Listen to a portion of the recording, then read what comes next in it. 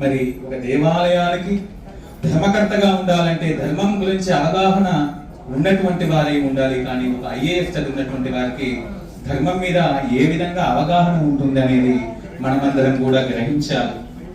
మరి ఐఏఎస్ చదివినటువంటి వారికి ఐఏఎస్ మీద అవగాహన ఉంటుంది, కానీ ధర్మం మీద కానీ దేవాలయాల యొక్క ఆదరణ మీద కానీ ఎటువంటి అవగాహన అనేది ఉండదు. కాబట్టి ఈ యొక్క తెలుగు రాష్ట్రాల్లో ఉన్నటువంటి ప్రభుత్వాలు ఈ యొక్క దేవాదాయ శాఖలో పనిచేస్తున్నటువంటి ధర్మకర్తలు ఎవరైతే ఉన్నారో వారికి తప్పనిసరిగా ఈ యొక్క ధర్మం అవగాహన కోసము ప్రత్యేకమైనటువంటి అవగాహన తరగతులను ఏర్పాటు చేయాలని చెప్పేసి మనవి చేస్తూ ఉన్నాము. అలాగే క్షేత్రాల్లో ఉన్నటువంటి ధర్మాధికారులు ప్రతిరోజు కూడా ప్రభాత సేవలో పాల్గొనాలి. ఎందుకు ఈ విషయాన్ని చెబుతూ ఉన్నామంటే, ఒకప్పుడు పూర్వము ప్రభాత సేవ జరిగేది.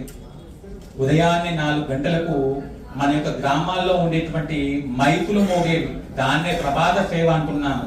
ఆ ప్రభాత సేవలో ధర్మాధికారులు అనగా ఇప్పుడు ఉన్నటువంటి ఈవోలు కానివ్వండి, అడిషనల్ ఈవోలు కానివ్వండి, ఎందుకు పాల్గొనాలి అంటే వారు ఎప్పుడైతే పాల్గొంటారో అప్పుడే మన గ్రామాల్లో మూతబడినటువంటి మైకులు మోగటం ప్రారంభమవుతాయి.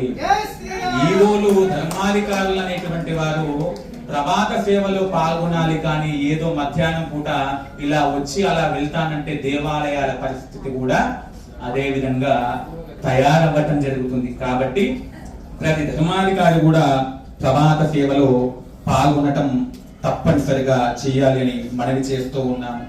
అలాగే తెలుగు ఉభయ రాష్ట్రాల్లో ప్రభుత్వాలు తెలంగాణలోనేమో ధూపదీప నైవేద్యం అంటూ 10,000 రూపాయలు, ఆంధ్రప్రదేశ్ లో వచ్చేసి 10,000 రూపాయలు ఇస్తా ఉంది అర్చకులకి వేతనంగా, గౌరవ వేతనంగా. ఆ యొక్క అర్చక వేతనంతో పాటు ప్రతి గ్రామంలో ఉన్న దేవాలయంలో ఈ యొక్క ప్రభాత సేవ ఏదైతే ఉందో దాన్ని తప్పనిసరిగా ఏర్పాటు చేయాలి. ఎందుకంటే ఇప్పుడు చూస్తా ఉన్నాం, మసీదులో రోజుకు 4 సార్లు మూత మోగిస్తా ఉన్నారు, వారానికి ఒకసారి మైకులు మోగుతా ఉన్నాయి, కానీ మన యొక్క దేవాలయాల మైకులు మాత్రము పాడుపడిపోయినారు. కాబట్టి తప్పనిసరిగా ప్రతి గ్రామంలో కూడా ప్రభాత సేవ జరిగేటట్టు ప్రభుత్వాలు ముందుకు రావాలి.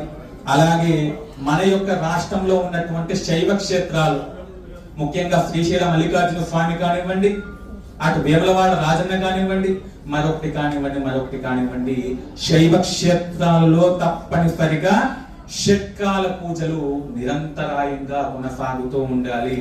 ఈ రోజు చెప్తా ఉన్నారు దేవాలయం లోపల విఐపీల తాకిడి ఎక్కువైపోయిందని చెప్పేసి భగవంతుడికి కూడా పూజలు నిలిపివేయటం చేశారు.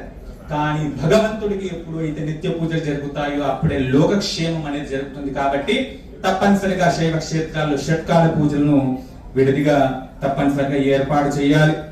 అలాగే ఆలయాలు అనేటివి ధర్మానికి పట్టుకొమ్మలు. ఒకప్పుడు పెద్దలు చెప్పారు, ఒకప్పుడు తిరుమల వెళ్ళాలంటే అలిపిరి నుంచి పై వరకు గోవింద నామస్మరణ వినిపించేది, వాళ్ళు మన చేత అనిపించేవారు. కానీ ఇప్పుడు ఆ నామస్మరణ అనేది మూతబడిపోయింది. ఎక్కడెక్కడైతే నామ సంకీర్తన జరుగుతుందో అక్కడే భగవంతుడు సంచరిస్తూ ఉంటాడని అంటారు కదా. మరి అటువంటి నామస్మరణ ప్రతి క్షేత్రంలో కూడా అందరికి వినిపించేటట్టుగా ఏర్పాటు చేయాలి. అలాగే ఆలయాలలో పురాణ శ్రవణాలు తప్పనిసరిగా ఉండాలి.